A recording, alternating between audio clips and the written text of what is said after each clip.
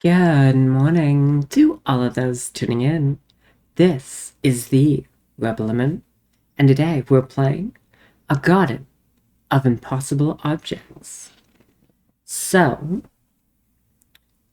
this is about a mother and a daughter's, uh, well, respectively, the parent and grandparent of them,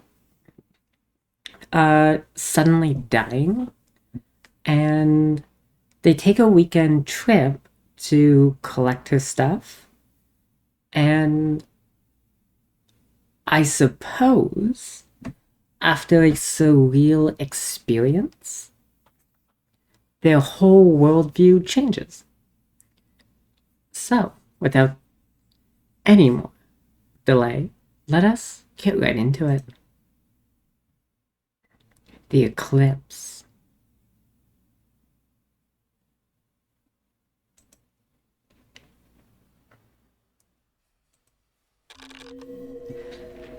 The sun was going, and the world was wrong.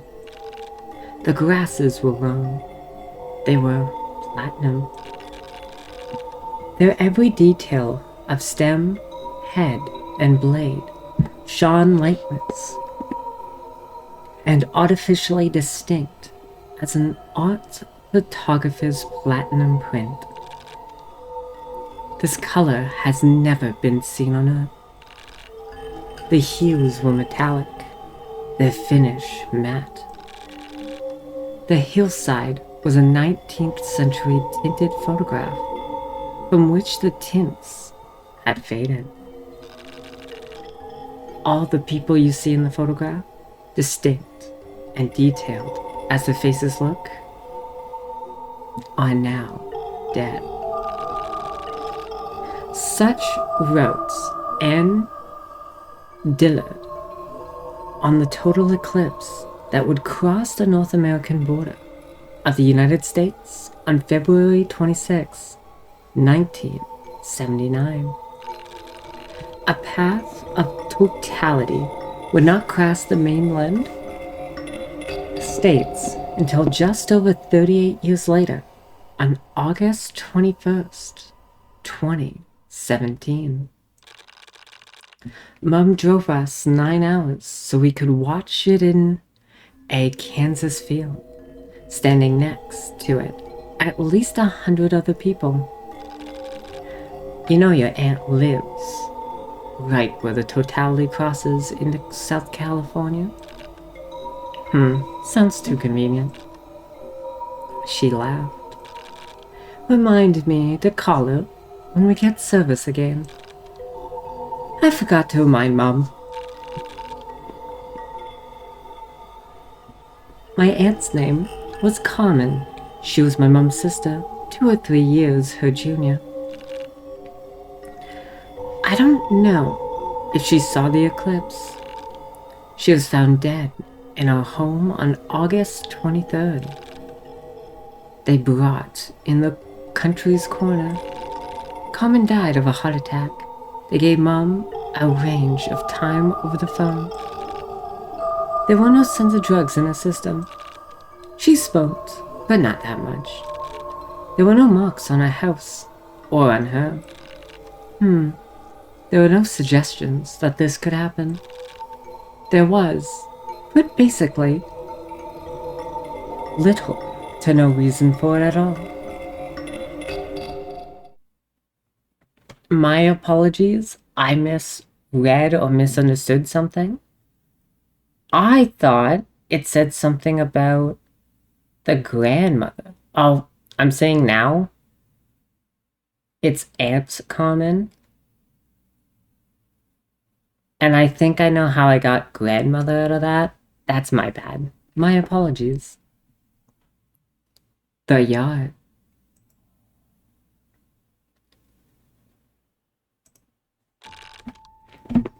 I was 15 years old in 2017. Mom was 27.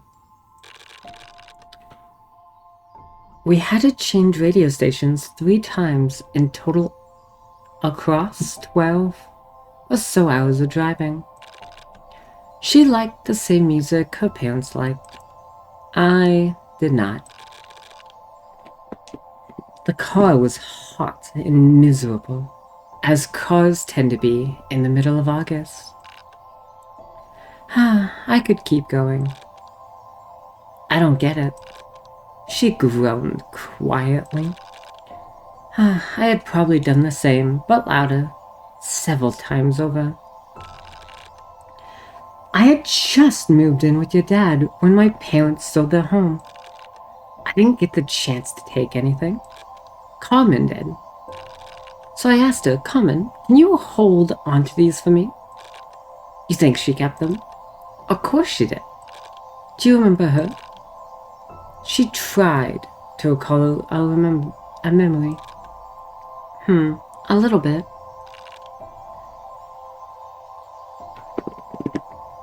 I know her name, and not much else. You'll see when we get there. Carmen lived and died on a plot of land in the northwest corner of South Carolina. The road led to her plot was really two dirt tracks, left seemingly by a small sedan. Mom's car was a bit too large for these tracks, so she drove with one wheel in the dirt and the other wheel scraping along the kudzu. The tree cover turned the sky a dark green. That is, until it all fell away.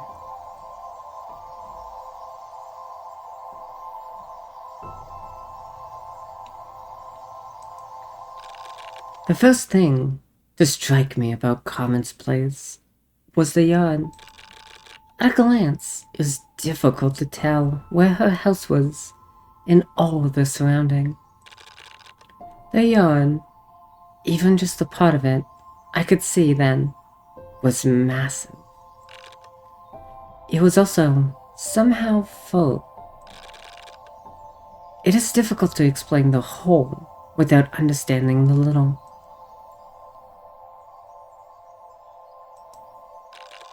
Picture with me a wheelbarrow, one of those rusty metal ones your uncle probably had. Now picture it flipped over, such that the wheelbarrow points to the sky. But the wheel is missing. It had been replaced with welded metal. Atop the wheelbarrow sits a metal plate. Atop the plate sits maybe 24 mugs. Each has a cactus. Now recall that we are in South Carolina. If you've ever been, imagine breathing in the air and finding it to be water instead. Next to the wheelbarrow is a heat lamp. It is not turned on.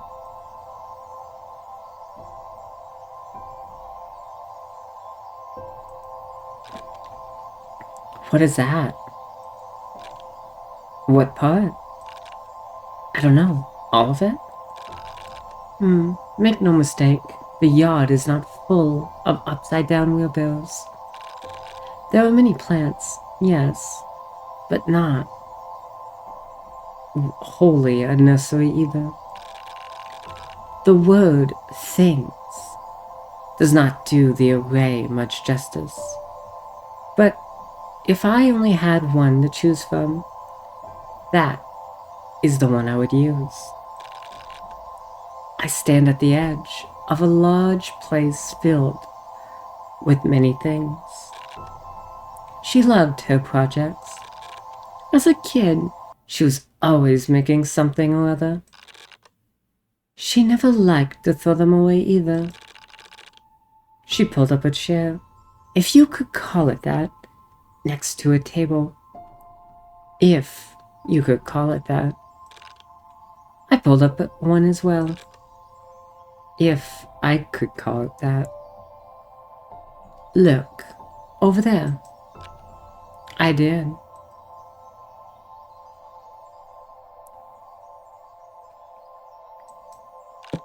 Do you see it? I see bushes. That's her maze. Her what? Her maze. When she was 7 or 8, she would draw mazes on the back of her homework. She'd give them to me and I'd solve them. I think it was too fast sometimes. I took it more seriously than I'd like to admit. So once she gave me one that didn't have a solution. What did you do? I drew one in myself. And she yelled at me. And I yelled back.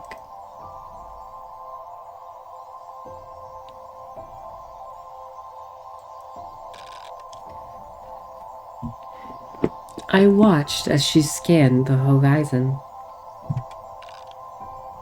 Is any of it yours? This? No. Even when we were on the worst terms, she never messed with my stuff. It's probably all in the box inside somewhere. Come on, let me show you the garage.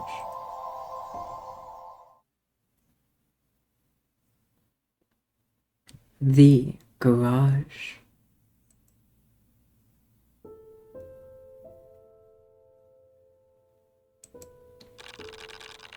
The garage was this long building that ran behind a row of trees, blocking off access to the road from the side of the property. It sat low to the ground. I couldn't tell whether Carmen had made it herself or if she had simply modified it to its current state. Mom stood in front of the wooden door, placed along its side. Did she keep a key somewhere? She pushed the garage door in. No need for a handle. I'm not sure she even knew how to lock a door. That is just the way she was.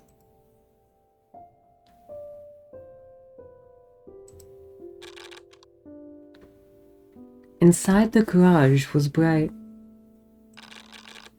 The ceiling had been carved out and replaced with large window panels. Carmen could have fit 4 or 5 cars in the garage. She had one in there. There were 3 others parked outside. The rest of the space was both a wood ship and a plant nursery. She might have also done her welding back there. It was hard to tell.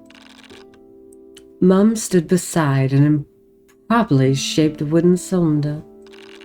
The cylinder stood about my height. It was a little skinnier. On the cylinder's surface were 1,000 or more little marks. Some were carved out, others were burned in. What do you think of it? Me? Yeah, you. What do you think of it? I don't know. I guess I don't really get it. It's not bad. A very polite answer. I remember when Carmen took her first art class in high school. She had avoided it all throughout middle school before then. I told her, you'll be great at it. Come on, give it a try. And she did. And she hated it. Maybe more than anything else in the world. For a little while at least. She was stubborn and chose to fail the class trying. It's okay. You can call it ugly. She wouldn't mind, I promise. She laughed, and I found myself laughing as well. It is kind of ugly. We spent a little more time looking around for Mum's things. There was less space to check than you might think. You don't think they're in here, do you? She's standing over a box full of scrap wood. Probably not.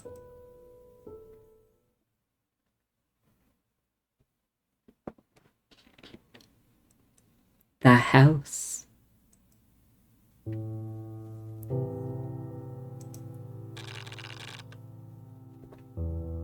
I remember standing next to Mum as she fiddled with the key to unlock the front door. Carmen didn't do locks, but following her death, someone had put one there.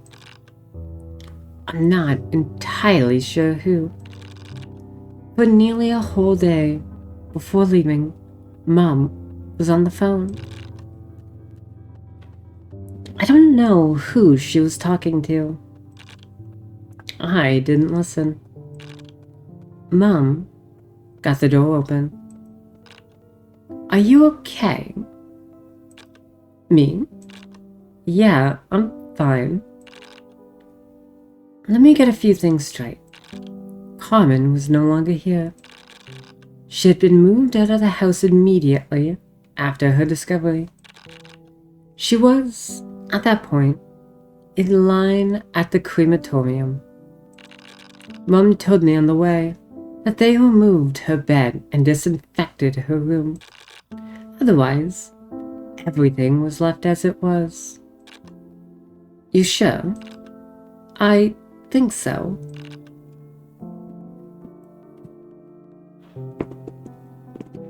In truth, I was a little scared. I didn't remember much about Dad, but I did remember that smell. It was what I was afraid of, the smell. To my luck, there wasn't one.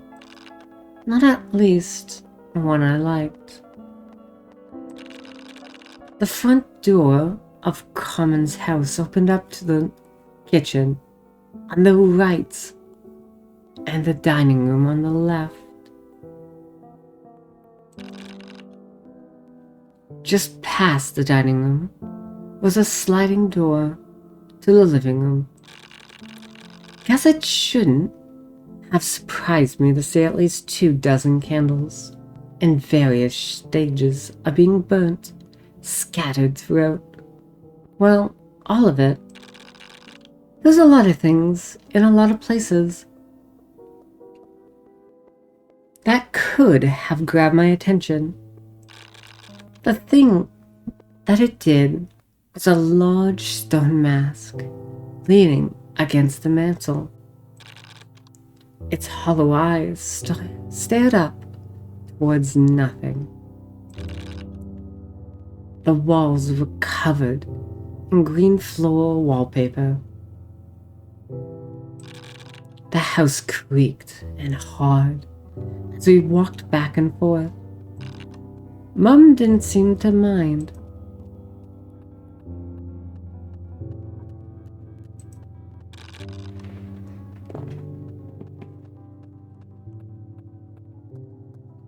All of Carmen's mail was still on the kitchen countertop.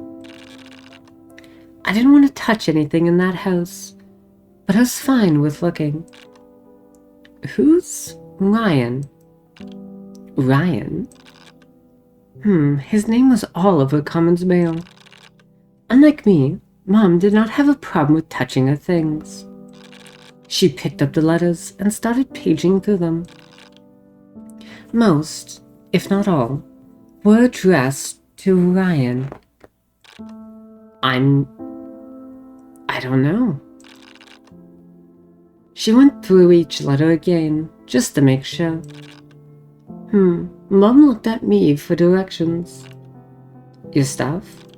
Right. Halfway down the main hall of the house was a door to the basement.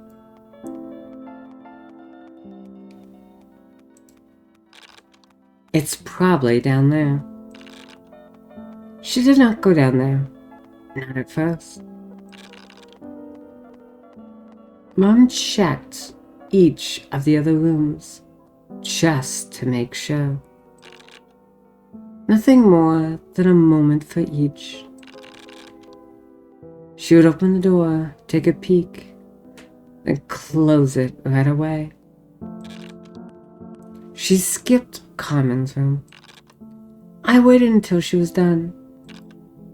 All clear? Oh, shut it. A little yellow light hung in front of my face just past the door.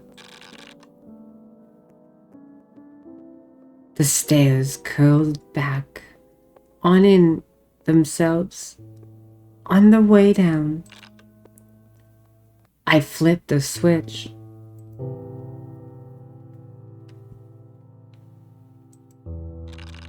The first surprise was how bright the lights were. The fluorescent bars covered long stretches of the ceiling. The second surprise was the streamers. All over everything were these purple, papery streamers. They had tissue-like texture. 7 or 8 party hats sat on a ping-pong table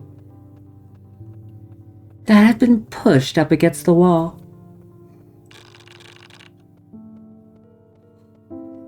I would have not been surprised if found myself half-eaten cake somewhere with them. But, alas, there was none. There were more than a few empty plastic cups, though, for whatever it's worth. You didn't tell me she liked the party. Can you please be quiet? Why? We're not sneaking around, are we? There were boxes down there, many of them. They came in stacks. Help me take these down. I didn't argue. She would open up each and try to remember what she was looking for. I took one box down, and it was light. When Mom opened it up, I saw even more streamers inside. I might have laughed as I watched her patience seem to wear. We went through every box in that basement. I don't get it. She sat on the concrete floor.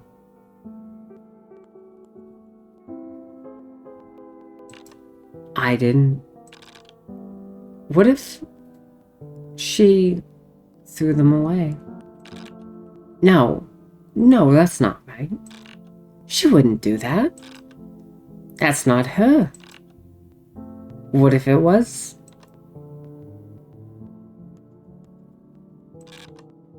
I'm going upstairs. The bedroom.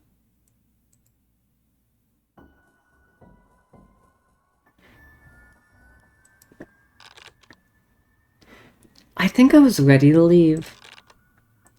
Mom stood in front of the bedroom door. I stood on the other end of the house. I could see her open the door. I wasn't scared. Why was I scared? The house was just a house. This much I was almost sure of. I saw her step into the room.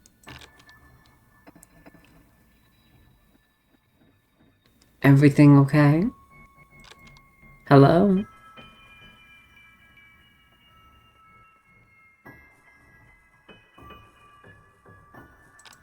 Mom? She stood in that opening and did nothing else. Mom did not call out for me.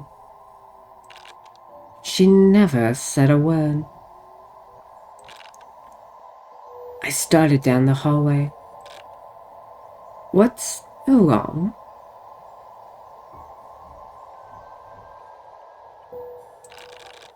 I was somewhere in the middle when the door slammed behind Mom. Leave me alone. Please, leave me alone. What are you doing in there? I'm not doing anything.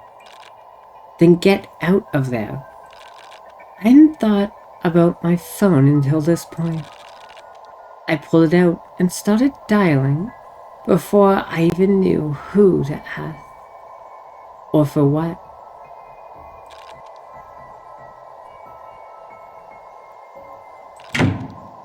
And slammed into the wall.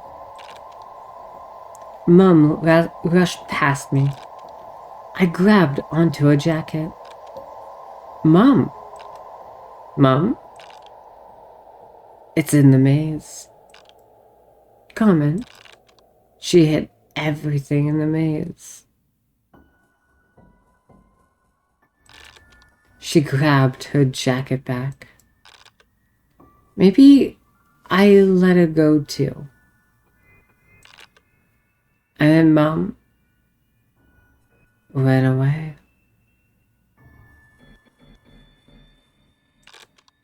I was left alone. I wanted to yell at her.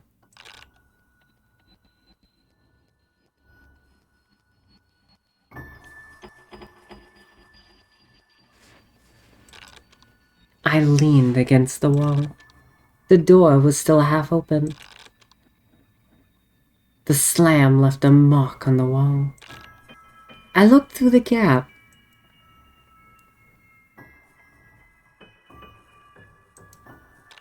There was nothing there. The bedroom was entirely empty. I closed the door. I needed to find Mom. The maze.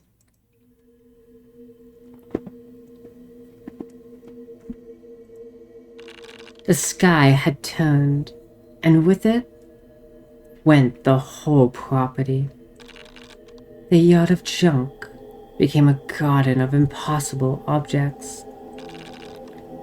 A hedge maze that under the sky violet became a labyrinth. Mom did not stand at the labyrinth's mouth. She had run straight in it. Everything moved, but the air was entirely still.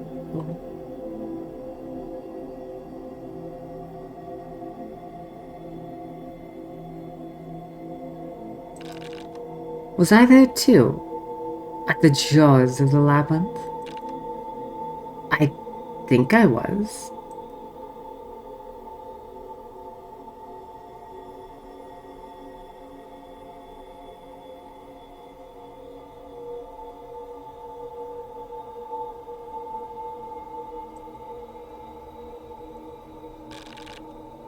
The bramble was enough to cover the whole world. The orchestra played at a distance. There were no birds in the sky. And yet, even in hell there were surprises. I saw a skeleton hanging from the trees. It was a fair bit taller than me. It was also made of plastic. When I hit my knuckles against the femur, it made a hollow sound. I could hear Carmen laughing at me. If Mom were with me, she'd explain how Carmen would play pranks on her when they were kids. She'd tell me about a time Carmen had pulled a prank on her as a kid. Maybe Carmen had even recorded it. Remind me later. I need to look up and see if I can find the video.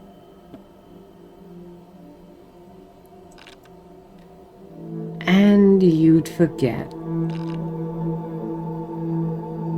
Don't worry, she would too.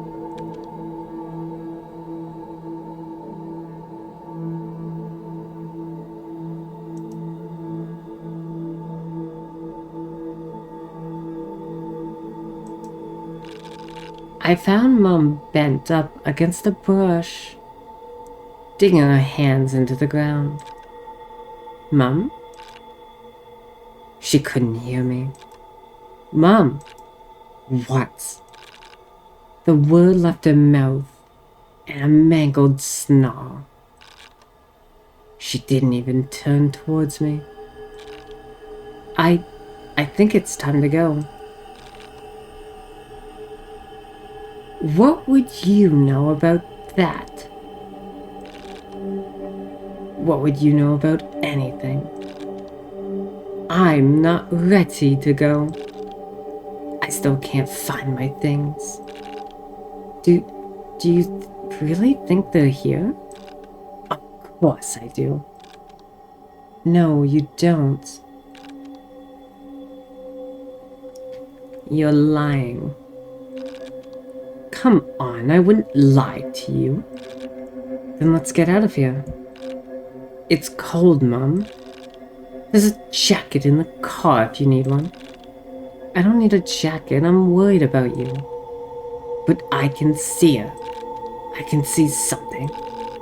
She went back to digging her head into the ground. She's in there. Her pupils eclipsed the sun of her eyes. She can't hear me. Or at least, she pretends not to. Because she can. I know it.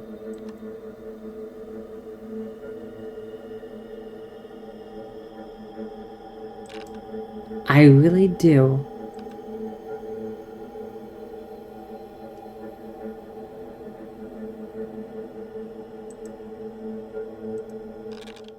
It took a few minutes of silence. Mom didn't say anything when she was ready. I helped her back on her feet. We walked out of the maze together. The morning.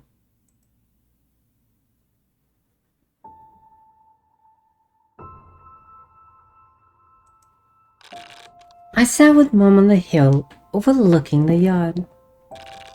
From here you could see how small the maze really was. Just above the maze you could also see the sunrise. I turned to Mom.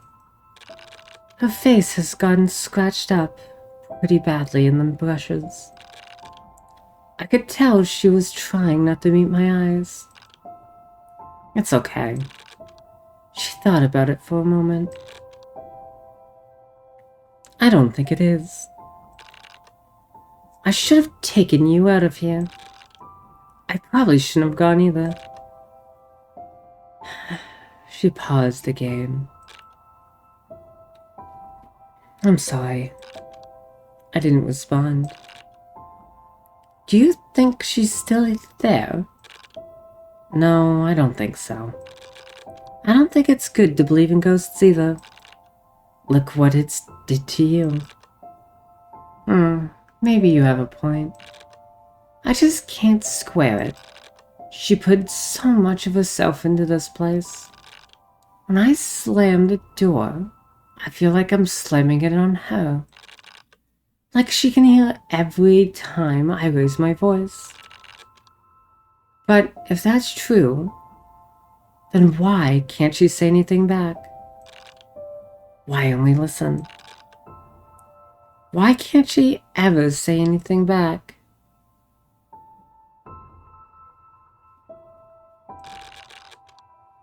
It'd take me a long time to understand what Mom was talking about then. I wanted so badly to argue with her. I wanted to bring up Dad and to tell her that he wasn't listening. But I held my tongue far more.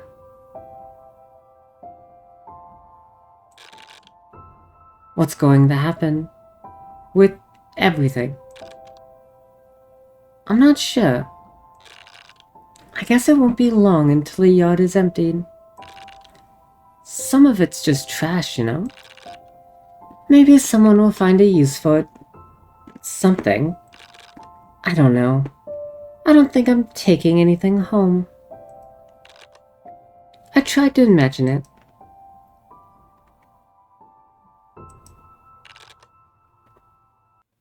The yard without its things. The garage without the greenhouse ceiling. The house with someone else in it. The brambles without their maze. Honestly, I could not imagine any of it without her.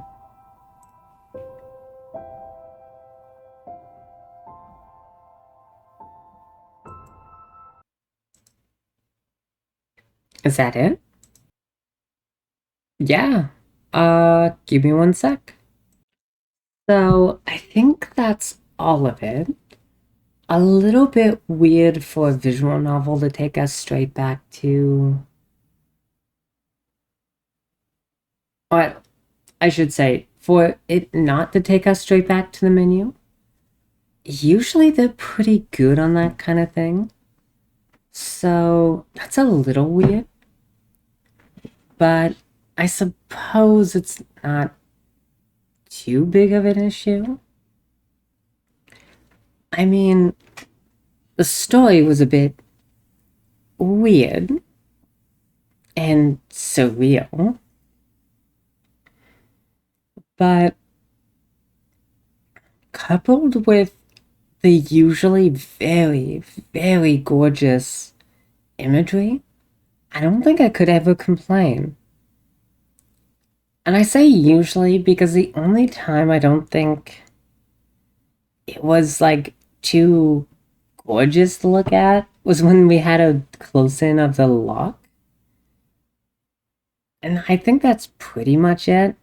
But I mean, otherwise, just an amazing game. I will say, however, I do wonder if I should have just kept reading as normal, or maybe the little pauses were nice. I'm not too sure. I don't do visual novels much. I have trouble just reading sentence after sentence without tripping over my words or like misreading something. So when I do it out loud and I realize I misread something, I just have to improvise on the spot to make it fit with what I just said. Um, I've gotten way, way better at it over the years, which I'm very happy about. But yeah, it's still kind of kills my whole mood to play visual novels, which is a shame, because one of the best things that a visual novel is good for is 110% the story, because that's basically all that is. Um, I will say the visual aspect of the visual novels is hit or miss for me, because I think still images are a bit. I don't want to say lazy, but kind of dated. I think there could be more motion and even I don't know, just something, I guess. But yeah, it's what it is. Anyways, I enjoyed reading this. I hope you enjoyed listening. So, with that being said, thank you for tuning into the frequency. This is the Rebel Lemon signing off. So, good night and sweet nightmares.